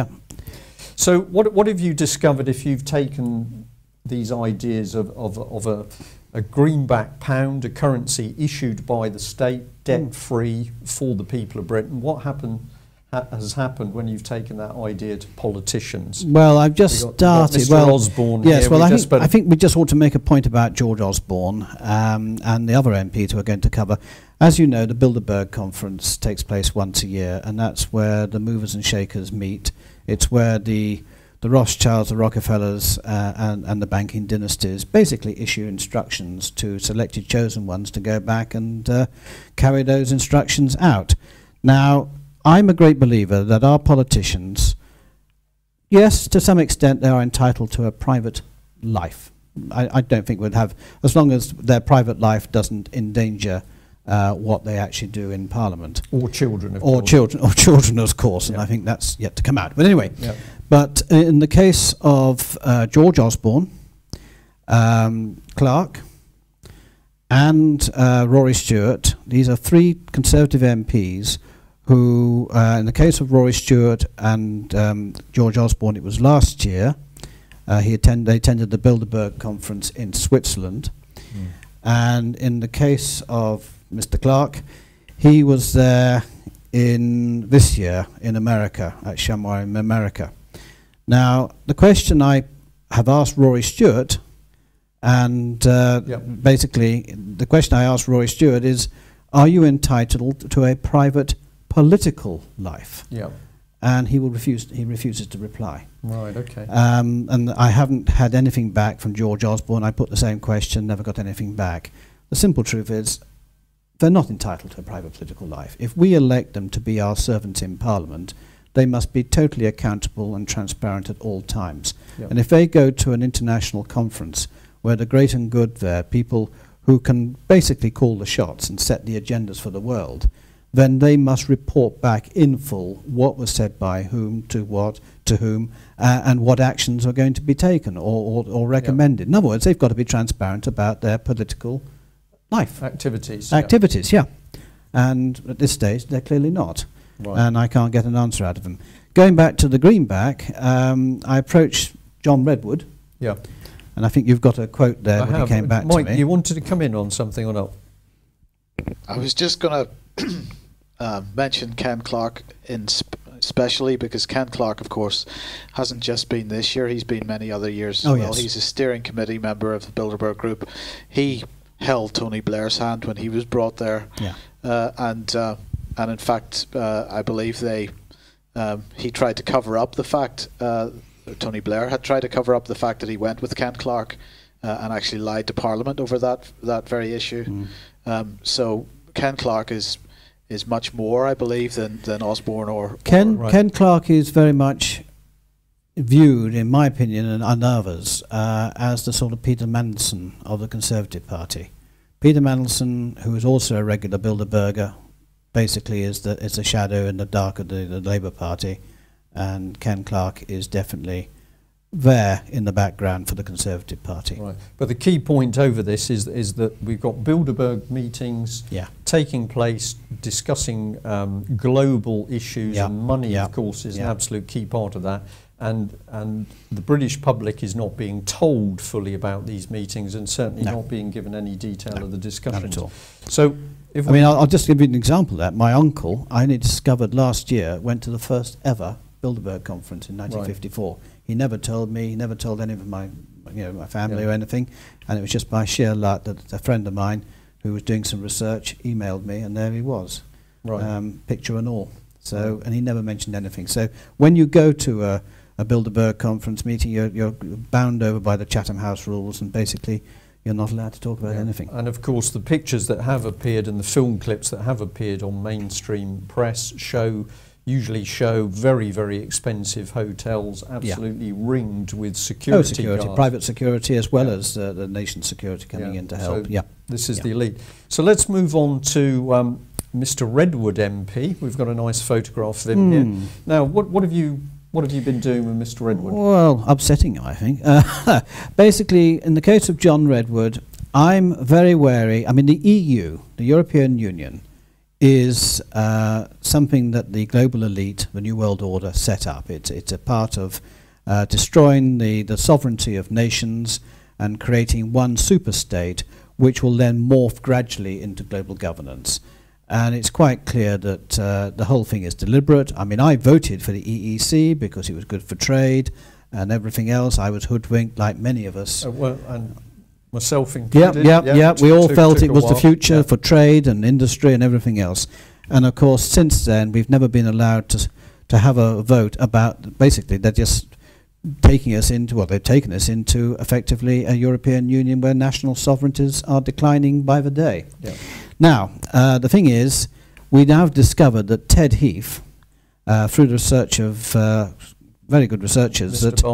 Barnby In particular. Barnby. Yeah, and it's quite clear to all that Ted Heath was committing treason and basically Deceiving total the deception. Yeah, yeah.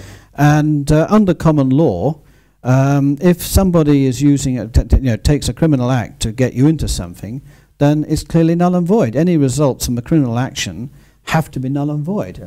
So quite simply, we should just simply come out of the EU because we've now proved that we were taken in there by deception and fraud. Now, of course, a lot of people are saying, oh, no, we must have a referendum. Well, as we've seen in Ireland and France and Holland and elsewhere, referendums can be manipulated. And I wouldn't trust the present bunch in Parliament not to manipulate things to such an extent that we found the yes vote to actually staying in Europe could be achieved. In other words, again, by using deception and fraud. Well, without digressing too much, of course, we've got David Cameron doing the classic creeping thing. Well, he agrees with the referendum, but we can't have it now. We've got to wait till he's re-elected. That's a pretty confident statement.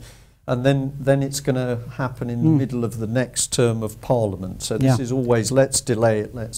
Well, John Redwood, I mean, the Bruges group, I noticed the Bruges group were having a meeting at the Conservative Party conference in Birmingham just gone.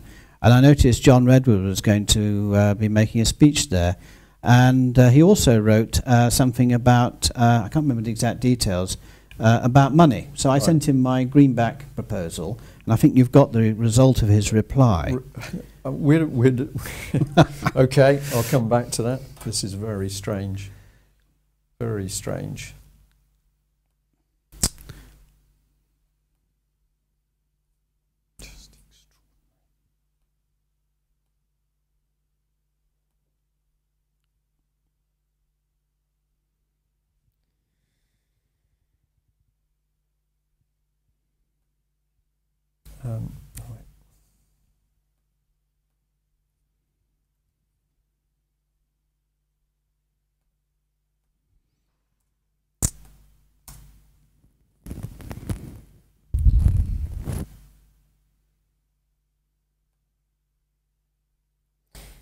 Right. Okay. So we'll just call up John Redwood's reply. Here's his email back to you on the 25th of September 2012.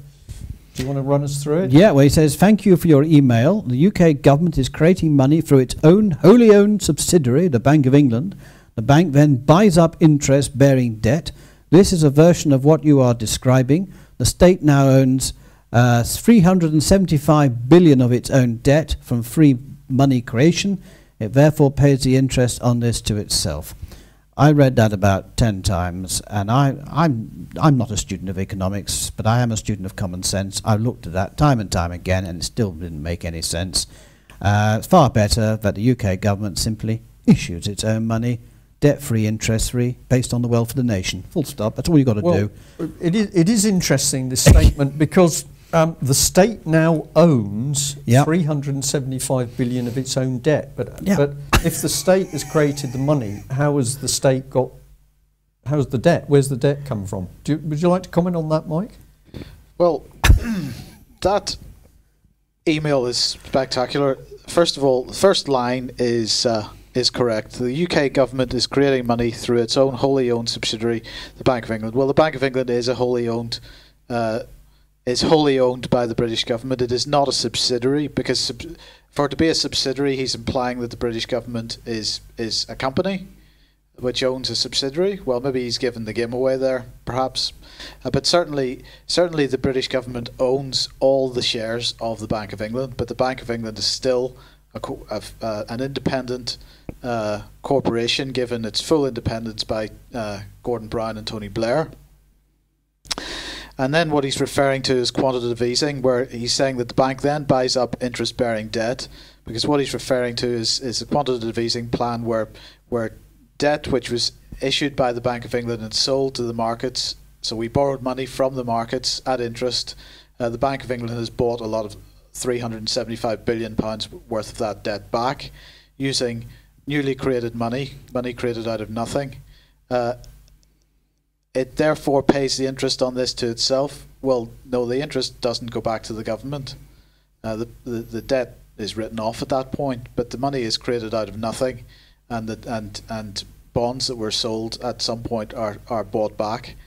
But this is not, he's implying that this is something which is similar to what Justin is proposing, and this is absolutely not the case. Because in this case the bank is buying up bonds. Right, how can I put this? This will be edited anyway, so how can I put this?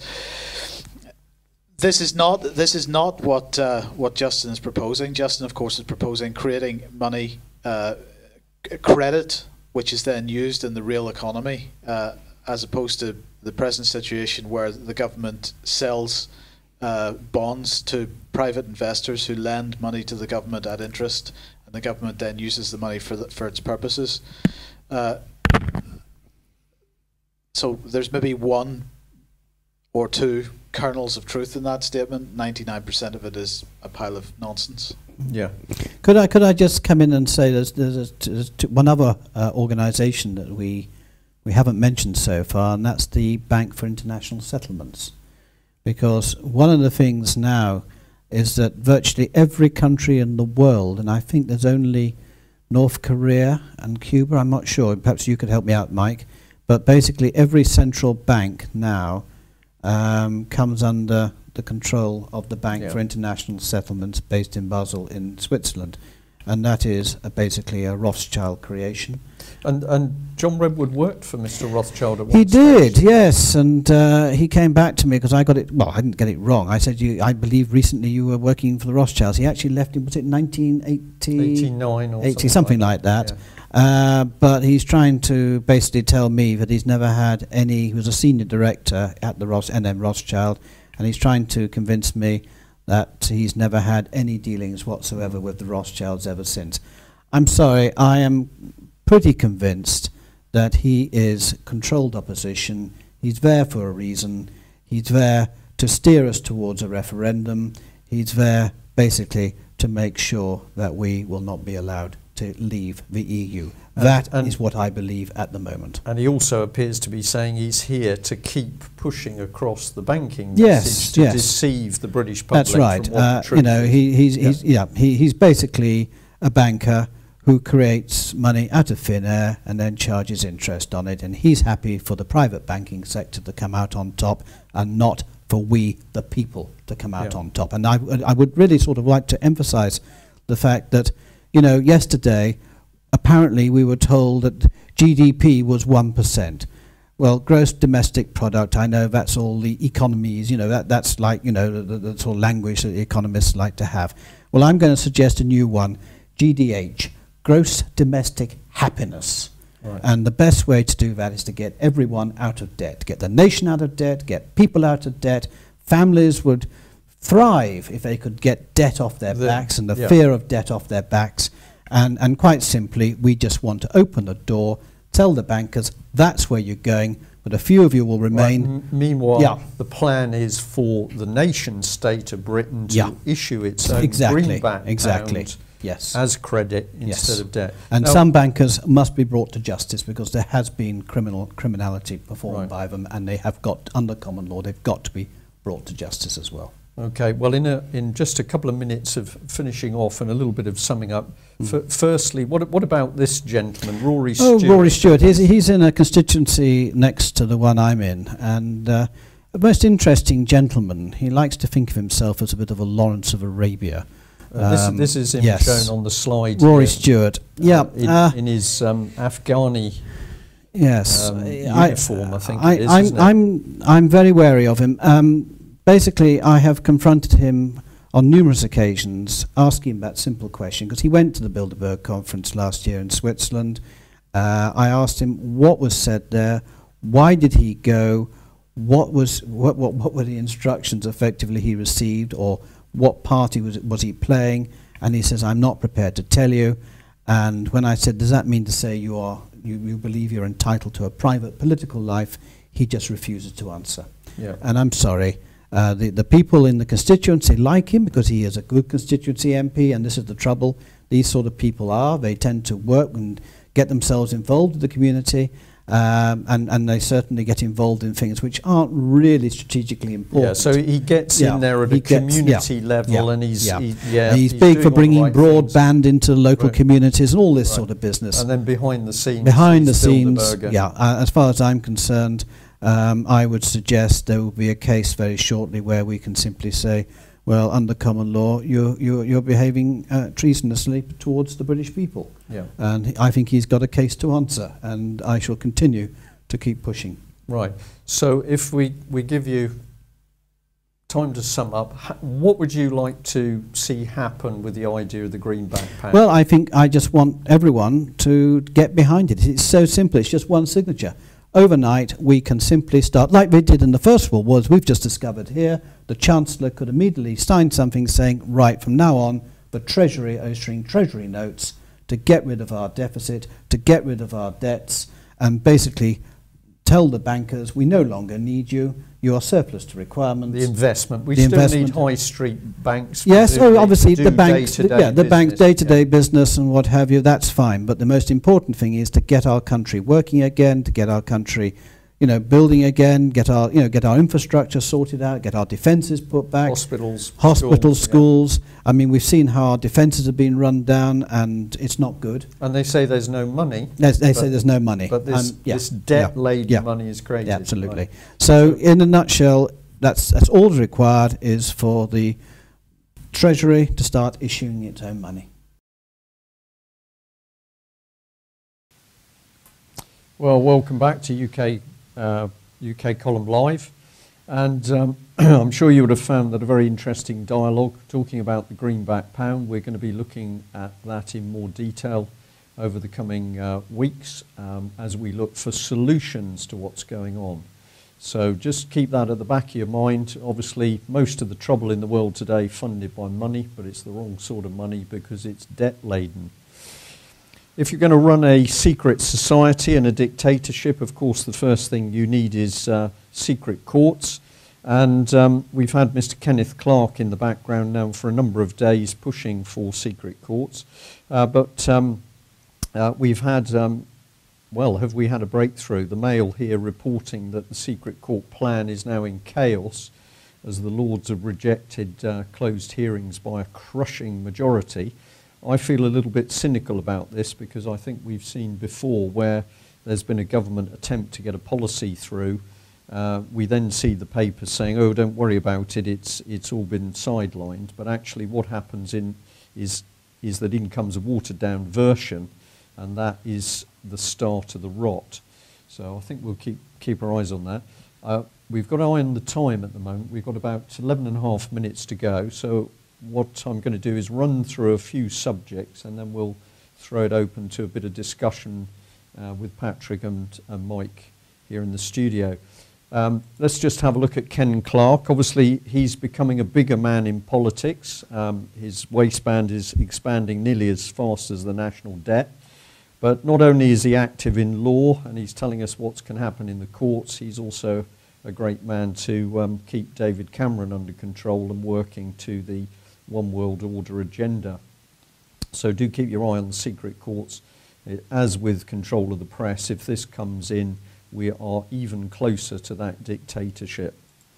We've got also an attack going on at the moment with tweeters and Facebook, and the UK columns flagged this up on a number of programmes so far this week. We've now got the Independent here reporting that the police are going to look into any the police are to look into whether any criminal offence has been committed over the Lord McAlpine affair. Obviously he was wrongly named, but now all of a sudden we're actually looking at the means by which people are passing around information. We were talking about McAlpine suing tweeters, but now we're saying the police are going to have a look for criminal charges. Of course, the police are still unable to look into the abuse of children in Thames Valley at Oxford and Cherwell Valley College. What's the whole thing about? Well, of course, it's about Jimmy Savile. This is really the thing which has taken the lid off politics and society at the moment. And it's just amazing, really, that the focus has moved away from Savile and the danger of paedophiles And we're now looking at the happy, smiling face of Lord McAlpine, of course, who's taken his £185,000 from the BBC, and he's about to take more money. So the focus on McAlpine rather than on where the paedophiles are. Leveson is coming closer to the public limelight at the moment because he's going to be releasing his report next Thursday. There's been a big exposure in the press, which I'm just going to remind people about. But here we have a man whose background is the law, and what papers have already been suggesting is that what he's going to introduce is that the press and media are to be ruled by the law. So we'll wait and see. I must say he looks very fetching in his little blue outfit there. The papers have finally started to catch on to what Common Purpose is about. We've had the Mail, we've had the Sunday Times, we've had the Telegraph and a little bit of the Guardian, but the Sun has also reported on the Common Purpose cabal which has set up the Media Standards Trust and the Hacked Off campaign in order to campaign for a Leveson-style inquiry. And then we've had David Bell, who's actually been on both sides of the camp, so chairman of trustees for the Media Standards Trust and heading Leveson's panel. But it's quite interesting to see what the Sun said. We examined the spider's web of connections between those figures trying to gag the press. Their names may mean little, but they wield immense power. Linked to their left-wing politics, personal friendships, or cushy posts in the state sector, this incestuous cabal has long wanted to ban stories uncomfortable to the liberal elite. Many members have links to an organisation called Common Purpose, whose common purpose includes greater press regulation. So the interesting thing is there's a spread from the red tops to the more analytical press, all warning of the same dangers. This was the diagram of the cabal in the Sunday Times. And of course what it is showing is that around Leveson there is a web of common purpose people who are not only clamouring for an inquiry, but they also give evidence to it. Now, something we've picked up in the last couple of days is that, of course, there's been a backlash to the mainstream press reporting on the cabal, and this is in Form, which we think is a common purpose linked blog, featuring an article by Julian Petley, who's absolutely hammered the Daily Mail story. Of course, we'd like to point out to viewers this man who has been a witness at Leveson has been gaily plagiarising UK column front pages in order to support his own articles. What a disgrace. He's called the Mail investigation language of conspiracy. He talks about common purpose being compared to a giant octopus and a matrix, which he then links to David Icke. So he generally goes through the Mail's article. He absolutely ridicules it. He turns it upside down and then says, well, actually, the cabal is being run by the Mail. So we decided to have a look at this gentleman. We discovered that he's a joint chairman of the Campaign for Press Broadcasting Freedom, for Press and Broadcasting Freedom. And he's written a number of articles which are all, of course, slamming the Murdoch press. What's he look like? Well, here he is. Here's Julian Petley. And we were intrigued to find that tomorrow and Saturday he's going to be participating at a seminar at Bournemouth University, which is looking into the delights of snuff movies. We had a little conversation with him yesterday on the telephone where we asked him what factual information and evidence he had in front of him when he ripped into the Mail. And on that phone conversation he had to admit that he had no factual evidence or documentation in front of him. He'd simply relied on the Guardian. When we pointed out that the Guardian was itself linked to the Media Standards Trust, the unfortunate gentleman put the phone down on us. So here he is, boasting of putting in a witness statement to the Leveson inquiry, and obviously Professor Julian Petley is just the sort of man that we need to be telling us what the media should and shouldn't be doing. And here is an example of the foul header for the cultural mythology of the snuff movie. And what the seminar appears to be doing is to say, well, actually, snuff movies, movies being made of people being tortured, brutally carved up and murdered, is only something that the media does for profit. It's not actually happening out there for real. I think this man needs to talk to some of the child abuse victims. So I would just like to end on that note.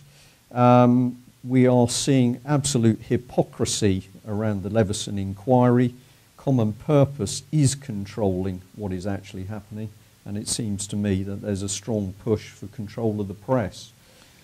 I think the push goes beyond control of the press. We were talking about this while the video was playing, and I think that if we look at, I believe this is just a personal opinion, but Max Mosley, for example, when his story was exposed in the press, I believe he effectively sacrificed himself, his reputation, in order to start the ball rolling on press standards. I think McAlpine did the same, and actually, interestingly, somebody on the chat box on the website is saying that if you read McAlpine's book, and they believe it's Business and Politics, but they're going to check that out for us and let us know. But if you read McAlpine's book, he actually promotes this idea of deliberately false, having accusations deliberately falsely made in order to discredit, to drive the agenda, to drive the agenda, but to discredit people that are accusing you of a particular offence. Right. And so he promoted that idea in his book, according to one of our commenters here, and I think that's an area we want to look into. Absolutely. I think you can add something to this, Patrick. Yeah, I think I've been doing a little bit of research on the libel laws in the UK and also in France, and also with regards to the European Union. And I think this is a very interesting conversation that's going to come out. Obviously, this whole Lord McAlpine libel issue has now been pushed forward in the media. So, of course, we're not talking anymore about child abuse in North Wales or anything like that. Now we're talking about the Twitter users and internet users and bloggers and so forth, and what rights do they have to say what they want in the sort of arena of free speech or free press. So definitely, I think from the libel side, this is the right-wing pincer establishment, pincer movement on the public, and also on the international arena, we've seen the exact same thing with WikiLeaks. As we know, Julian Assange is not a whistleblower. He's never blown a whistle in his life. What Julian Assange was a publisher, and what WikiLeaks was a publishing platform. So again, it's the whole international globalist kind of effort is to marginalize publishers and to get people to, not want to publish, or, it is not only attack on the free press, it's attack on the alternative press. And it has worked to a degree. A lot of people are backing off Twitter, not even discussing this issue with regards to, the out-of-court settlement that McAlpine received from the BBC, and also all these threats against Twitter users. And, again, it's you have his law firm coming out publicly and saying, we're coming to get you, so you better come to us to make a settlement. Yeah. And this is before any trial has even happened in the court of law to determine exactly what happened, particularly with Newsnight. Okay, Patrick, we've got 45 seconds to run, so I'm going to say thank you very much for that. We're just going to, one quick shot on screen, we're going to say if you want to see what the real news is, then have a look at the UK column, and of course Patrick on 21st Century Wire. There's a lot happening out there. We need more people to be talking about what's going on and to reveal the truth. British Constitution Group meeting in Stoke Saturday. Look for details of that on the website. And if you like what we're doing and you want more alternative media, please be kind enough to donate. The finances get used to helping to push out the news. Thanks for joining us. Thanks.